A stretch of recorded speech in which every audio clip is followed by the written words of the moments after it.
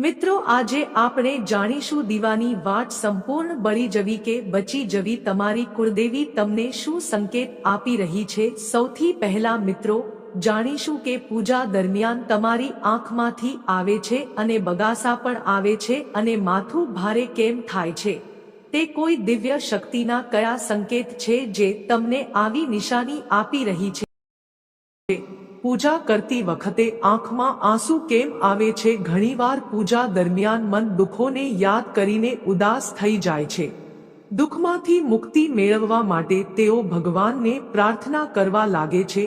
આ દરમિયાન તમે ક્યારે અનુભવ્યું હશે કે પૂજા દરમિયાન આપણી આંખો, હૃદય ભીનું બની જાય છે।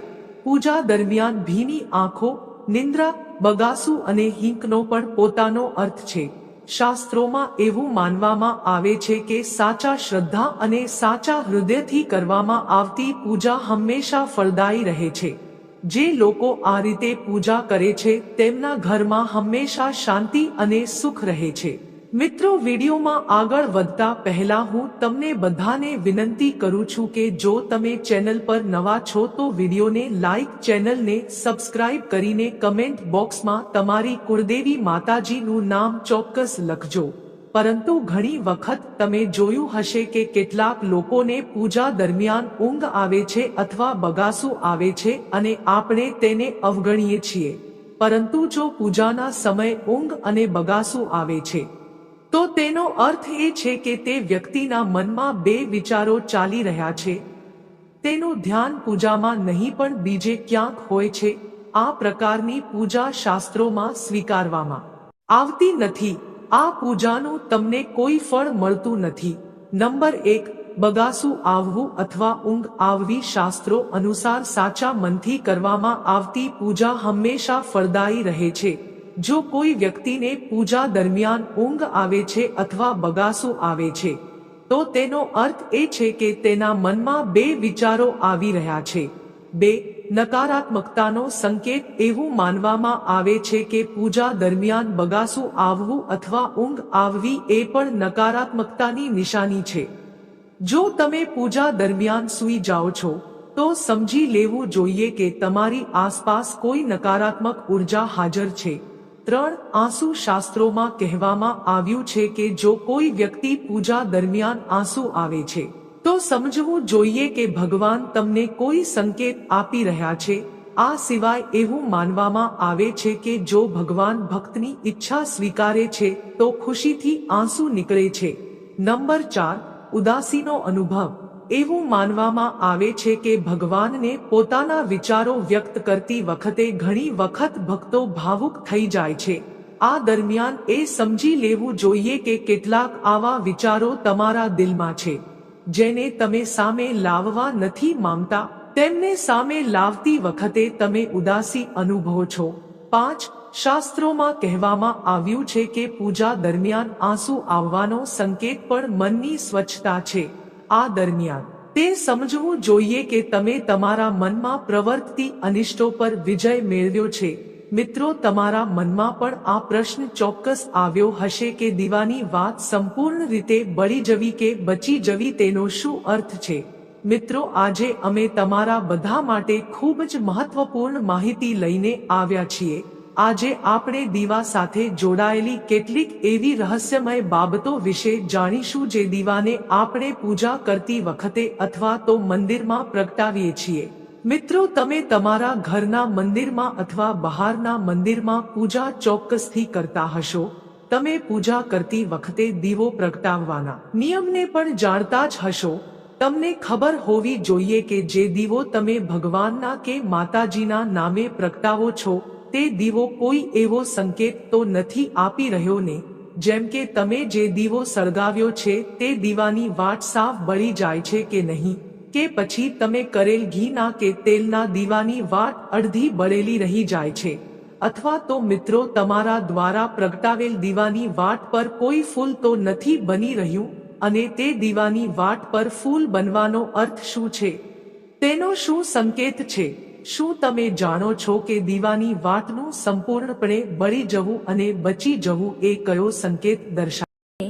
કારણ કે તમે જે દીવો પ્રગટાવ્યો છે તે તેનાથી તો કોઈ સંબંધિત નથી ને? શું તમે પહેલાથી જ સળગતા દીવાના કોડાયામાં તો દીવો નથી પ્રગટાવતા કે પછી વધેલી દિવેટના ભેગી તો દીવો પ્રગટાવતા નથી? અને મિત્રો, તમારો પૂજાનો દીવો જૂનો છે કે નવો? તમે કેટલા વર્ષોથી એ દીવો વાપરો છો? શું તમારી પણ એવી આદત તો નથી ને કે થોડા દિવસો પછી દીવો બદલી દેતા હોવ? મિત્રો, આજે તમને જાણીને નવાઈ લાગશે કે જો તમે તમારા પૂજાના મંદિરમાં દીવો પ્રગટાવતી વખતે આ બધી ભૂલો કરશો તો તેનું પરિણામ તમારે ભોગવવું પડશે અને દીવાની વાટનું સંપૂર્ણપણે સળગી જવું કે પછી બચી જવું, તે બંને અલગ અલગ સંકેતો આપે છે, જેને જાણવું આપણા માટે ખૂબ જ જરૂરી છે. તો મિત્રો, આ બધા લક્ષણો કે સંકેતોને જાણવા માટે આજના વિડીયોમાં અંત સુધી અમારી સાથે જોડાયેલા રહેજો અને વિડીયો પસંદ આવે તો કમેન્ટ બોક્સમાં જય માતાજી ચોક્કસ લખજો. વિડીયોને લાઈક, શેર સાથે ચેનલને સબસ્ક્રાઇબ કરીને માતાજીના ભક્તોની હાજરી આપશો. જ્યારે આપણે પૂજા કરીએ છીએ ત્યારે ક્યારેક આપણો દીવો અચાનક ઓલવાઈ જાય છે, તો ક્યારેક એવું બને છે કે પૂજા કર્યા પછી આપણે તે દીવાને માતાજીના કે ભગવાનની સામે સળગતો છોડી દઈએ છીએ, પરંતુ થોડા સમય પછી દીવો પોતે જ ઓલવાઈ જાય છે અથવા તો તે દીવો પોતે જ બુઝાઈ જાય છે અને તેમાં બળેલી રૂની વાટ અને ઘી રહી જાય છે. તો ક્યારેક આપણા દીવાની વાટ સંપૂર્ણપણે બળી જાય છે અને તેમાં એક ફૂલ પણ બની જાય છે. મિત્રો, આ બધા સંકેતોના અલગ અલગ નકારાત્મક અને સકારાત્મક પરિણામો જોવા મળે છે. તો ચાલો મિત્રો, પહેલા એ જાણીએ કે જો આપણે પ્રગટાવેલ દીવામાં ફૂલ બની રહ્યું હોય તો તેનો અર્થ શું થાય છે. વાલા મિત્રો, જો આપણા દીવાની વાટમાં ફૂલ બને છે તો તેનો સીધો અર્થ એ છે કે માતાજીએ અને ભગવાને આપણી પ્રાર્થના સ્વીકારી છે અને તે આપણી પૂજાથી પ્રસન્ન છે અને તે વાટમાં બનાવેલા આ ફૂલ દ્વારા એ વાતનો સંકેત આપણને આપે છે. જો તમારા ઘરમાં દૈવી શક્તિઓ હાજર હોય કે દેવી દેવતાઓનો વાસ હોય અને તમારી સાથે તે પણ માતાજીની કે ભગવાનની પૂજામાં ધ્યાન કેન્દ્રિત કરે છે, તો તમારા દીવાના પ્રકાશમાં એક કરતાં વધારે વાટમાં ફૂલ બને છે અને ક્યારેક સાથે સાથે તે જ્યોતમાં આપણને કોઈ ભગવાન કે દેવીનું સ્વરૂપ પણ દેખાવા લાગે છે. તો મિત્રો, જો તમારા દીવાની વાટમાં ફૂલ બની રહ્યું હોય તો તમે ખરેખર ખૂબ જ ભાગ્યશાળી છો. આ સાથે જ મિત્રો, તમારે દીવો પ્રગટાવવાના કેટલાક ખાસ નિયમો વિશે પણ જાણવું જોઈએ. જો તમે વાટને પહેલાથી જ પ્રગટાવેલા દીવામાં રાખો અને તેને પ્રગટાવો છો તો દુર્ભાગ્ય તમને ક્યારેય છોડતું નથી. જો તમે પહેલાથી જ પ્રગટેલી વાત કે કાળાશની રાખ હોય કે દીવામાં અન્ય કોઈ વસ્તુઓ પડેલી હોય અને જો તમે તમારી વાટ તેમાં નાખીને તે દીવાને સળગાવી દો છો તો તે દેવી દેવતાઓ અને ભગવાન તમારા પર પ્રસન્ન થવાને બદલે તમારા પર નારાજ થાય છે અને તમને આના ખૂબ જ ભયંકર પરિણામો જોવા મળે છે. તમારું કામ બગડવા લાગે છે, તમારી તિજોરીમાં રહેલા પૈસા ખર્ચવા કે કોઈ કારણ વિના ઓછા લાગે છે અને તમને પૈસા મળવાના તમામ રસ્તાઓ પણ બંધ થઈ જાય છે. તેથી મિત્રો, હંમેશા ધ્યાનમાં રાખો કે જ્યારે પણ તમે દીવો કરો છો ત્યારે તમારે હંમેશા સ્વચ્છ અને સાફ દીવો જ વાપરવો જોઈએ. મિત્રો, કેટલાક લોકોને દર થોડા દિવસ પછી દીવો બદલવાની આદત હોય છે.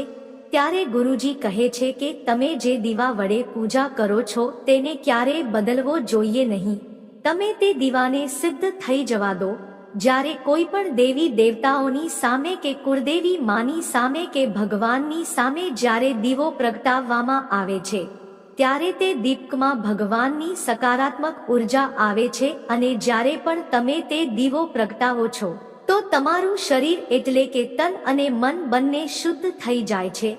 તેથી જ્યારે પણ તમે દીવો કરો ત્યારે તમે દરરોજ તે દીવો સાફ કરો અને પછી જ એ દીવાને પ્રગટાવો. મિત્રો, જ્યારે પણ તમે દીવો પ્રગટાવો ત્યારે તે દીવાને સાફ કરો અને વાટને તે જ દીવામાં સળગાવો અને આવું તમે જેટલી વાર દીવો કરો તેટલી વાર એટલે કે વારંવાર સાફ કરીને જ તે દીવાને પ્રગટાવો અને તે જૂના દીવામાં જ વાટને રાખીને સળગાવો. પરંતુ મિત્રો, જો તમે ભૂલથી પણ તે દીવો બદલો છો તો પણ તમારી પ્રગતિમાં અવરોધ અને મુશ્કેલો કે તકલીફો આવી શકે છે. તેથી તમારે તમારો દીવો ક્યારેય બદલવો જોઈએ નહીં. જો તમે સતત 10 વર્ષ કે 20 વર્ષ સુધી એક જ દીવામાં વાટ પ્રગટાવશો તો આ તમારો દીવો સંપૂર્ણ રીતે સિદ્ધ થઈ જશે અને તમે તે દીવાનો ચમત્કાર પણ તમારી આંખોથી જોઈ શકશો. તમારા ઘરમાં પણ તેનો ચમત્કાર જોવા મળે છે. જો તમારા ઘરમાં કોઈ એવો દર્દી છે જે બીમાર છે અથવા જેનો તાવ ઉતરી રહ્યો નથી, તો મિત્રો તમારે આ દીવાને થોડા સમય માટે એક વાસણમાં પાણી ભરીને રાખો અને હવે આ પાણી તે બીમાર વ્યક્તિને કે દર્દીને આપી દો. મિત્રો તમે જોશો કે તેનો તાવ 10 થી 15 મિનિટમાં જ ઉતરી જશે. આ સિવાય મિત્રો જો તમારા ઘરમાં કોઈને નજર લાગી હોય કે પછી તમારો વ્યવસાય સારો નથી ચાલી રહ્યો, તો તમે તાંબાના વાસણમાં પાણી ભરીને આ દીવો પ્રગટાવી દો અને પછી બીજા દિવસે સવારે તમારા ઘર અને તમારી દુકાનમાં આ પાણીનો છંટકાવ કરો. આમ કરવાથી તમે તેનું સ્પષ્ટ પરિણામ કે ચમત્કાર જોશો. કારણ કે જ્યારે આપણે એક જ વસ્તુનો પૂજામાં સતત ઉપયોગ કરીએ છીએ ત્યારે તે વસ્તુ સિદ્ધ અને એકદમ પવિત્ર બની જાય છે. મિત્રો જો તમે તમારી પૂજામાં તેનો ઉપયોગ કરો છો તો તે વસ્તુમાં આપણે જે કોઈ ઈષ્ટ દેવી દેવતાઓને માનીએ છીએ કે કુળદેવતાને માનીએ છીએ કે પછી ભગવાનને માનતા હોઈએ, મિત્રો તે દેવી દેવતાઓની દિવ્ય શક્તિ તેમાં સમાઈ જાય છે. એટલે જ મિત્રો ક્યારેય પણ તમારા મંદિરના બદલવાની ભૂલ ના કરો. જો તમારા મંદિરનો દીવો ખરાબ થઈ ગયો હોય કે ખંડિત થઈ ગયો હોય અથવા તૂટી જાય તો જ તમે તે દીવાને બદલી શકો છો. પરંતુ તેમ છતાં મિત્રો તમે તે દીવો ફેંકશો નહીં અને તેને સુરક્ષિત રીતે તમારા ઘરમાં રાખો. કારણ કે તેમાં તે દેવી દેવતાઓની અને ભગવાનની દિવ્ય શક્તિનો સકારાત્મક ઉર્જાનો સ્ત્રોત રહેલો હોય છે, જે એક અમૂલ્ય ભંડાર છે. હવે મિત્રો આપણે તે પણ જાણી લઈએ કે જો તમારા દીવાની વાટ પૂરી રીતે બળી નથી અને તે વાટ અડધી દીવામાં જ પડી રહી છે, તો તેનું શું પરિણામ આવે છે? તો મિત્રો સૌથી પહેલા જુઓ કે તમે કોઈ વૃક્ષ કે છોડની પૂજા કરો છો અને તે પૂજામાં પ્રગટાવવામાં આવેલો દીવો પૂરેપૂરો બળતો નથી અથવા તો તે દીવાની વાટ અડધી તેમાં જ પડી રહે છે. તેના કારણે તમારા ઘરમાં ભયંકર બીમારી અને રોગો ઘર કરી જશે અને આ રોગ તમને ક્યારેય છોડશે પણ નહીં. તેથી જ્યારે પણ તમે કોઈ ઝાડ નીચે કે મંદિરમાં દીપકને પ્રગટાવો છો અથવા જો તમે કોઈ છોડ અથવા મંદિરની બહાર કોઈ જગ્યાએ પૂજા કરો છો તો ધ્યાન રાખો કે તે દીવાની વાટ સંપૂર્ણપણે બળી જવી જોઈએ અને તે દીવાના વાસણમાં કોઈ પણ વસ્તુ બાકી ન રહેવી જોઈએ. કારણ કે જો ત્યાં દીવો અને તેની વાટ સંપૂર્ણ રીતે સળગી ગઈ હોય તો તેની સારી અસર તમારા સ્વાસ્થ્ય પર પડે છે. તેમજ તમારા ઘરના મંદિરમાં જો વાટ સંપૂર્ણ રીતે સળગતી નથી, જો પૂજા દરમિયાન દીવો વારંવાર ઓલવાઈ જાય છે, તો તમારા ઘરમાં ચોક્કસપણે નકારાત્મક ઉર્જાનો વાસ છે અને તે તમારા ઘરની પૂજામાં સંકટો કે વિઘ્નો ઉત્પન્ન કરવાનું કામ કરે છે. મિત્રો જો ઘરમાં કોઈ દુષ્ટ શક્તિ હોય કે મેલી વિદ્યા કોઈએ કરી હોય અથવા તો એવી કોઈ શક્તિ હોય જે ઈચ્છતી ન હોય કે તમારા ઘરમાં ક્યારેય તમારા કુળદેવી માના કે પછી ભગવાનના આશીર્વાદ બની રહે અને તમારા ઘરમાં સકારાત્મક ઉર્જાનો વાસ બની રહે, તો મિત્રો તે નકારાત્મક ઉર્જા તમારી પૂજા સફળ થવા દેતી નથી. કેમ કે મિત્રો એક જ વાતાવરણમાં સમાન પ્રકારની ઉર્જાઓમાં કાં તો સકારાત્મક ઉર્જા રહી શકે અથવા તો નકારાત્મક ઉર્જા જ રહી શકે છે. અને દુષ્ટ શક્તિઓ ક્યારે ઈચ્છતી નથી કે દેવી શક્તિઓ હોય કે પછી કુળદેવી વાસ હોય એ તમારા ઘરમાં નિવાસ કરે. કારણ કે જો માતાજી કે ભગવાન તમારા ઘરમાં વાસ કરશે તો તે નકારાત્મક અને ખરાબ શક્તિઓને તે ઘર છોડવું પડશે. તેથી જ મિત્રો અશુભ અને નકારાત્મક શક્તિઓ આપની પૂજામાં અવરોધો તેમજ સંકટો ઊભા કરે છે અને તેના પ્રભાવથી આપણો દીવો વારંવાર ઓલવાઈ જાય છે અથવા આપણો દીવો સંપૂર્ણપણે બળતો નથી. તો મિત્રો આ બધાથી બચવા માટે તમારે શું કરવું જોઈએ? આ માટે તમારે સાચા હૃદયથી તમે જે કોઈ પણ ઈષ્ટ દેવી દેવતાઓને માનો છો કે ભગવાનને માનો છો તેઓનું તમારે સ્મરણ કરવું પડશે અને જ્યારે પણ તમે દીવો કરો છો ત્યારે સૌપ્રથમ કુળદેવી માને પ્રાર્થના કરો કે તમારી આસપાસ જે પણ નકારાત્મક ઉર્જા છે તે તમારાથી દૂર રહે અને તેમની કૃપા તમારા ઉપર બની રહે. તેમજ આવી શક્તિઓથી બચવા માટે જ્યારે પણ તમે દીવો પ્રગટાવો ત્યારે ગંગા જળથી ગોળ વર્તુળ બનાવી લો અને આ ગોળ વર્તુળમાં દીવો રાખો, કારણ કે ગંગા જળને ખૂબ જ પવિત્ર માનવામાં આવે છે અને ગંગા જળને મહાદેવનું વરદાન પણ આપવામાં આવ્યું છે. એટલે જ ગંગા જળના પાણીમાં કોઈ પણ દુષ્ટ શક્તિ પ્રવેશી શકતી નથી.